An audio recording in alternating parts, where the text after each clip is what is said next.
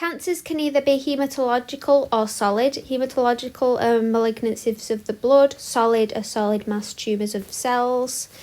The names of cancers depend on the primary site which they develop in.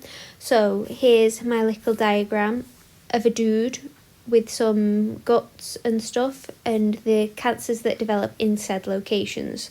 So carcinomas are cancers of cells lining the skin, lungs and internal organs, and it's most common in older people. So you can see here it occurs in breasts, the colon, the prostate and the lungs. Leukemias and lymphomas are cancers of the blood and blood-forming tissues and cells of the immune system. So you can see here it occurs in the bloodstream and the lymph nodes.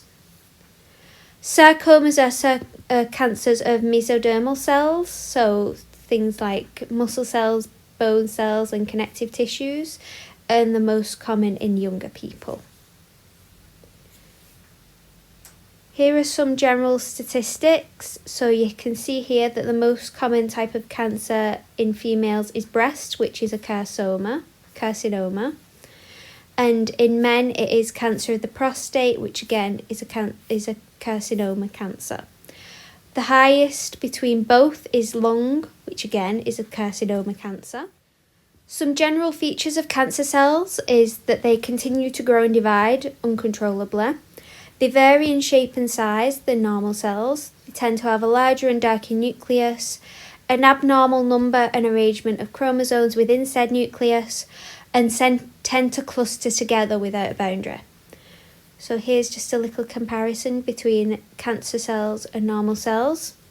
So normal cells, again, they stop dividing and they're able to repair when they're damaged, whereas cancer cells just continue to divide regardless. Cancer cells are also able to be mobile, while normal cells remain within their allocated tissue, and they have a designed function there. Because cancer cells continue to grow even if they're damaged, they may not be functional.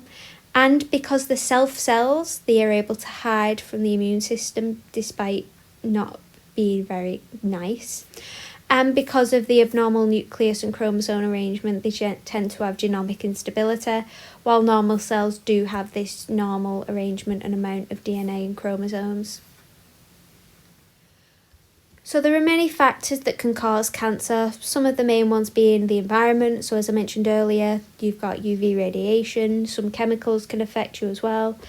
There's infections, much like in autoimmune diseases. There's genetics, which are inherited from your parents, your diet, hormones, lifestyle choices, so your obesity levels and such.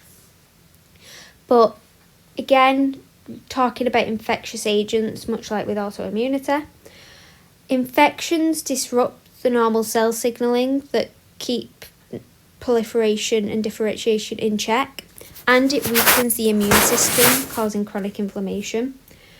So things like chronic HBV and HCV infections weaken our immune system and can lead to irregular dysfunction of cells, causing liver cancer.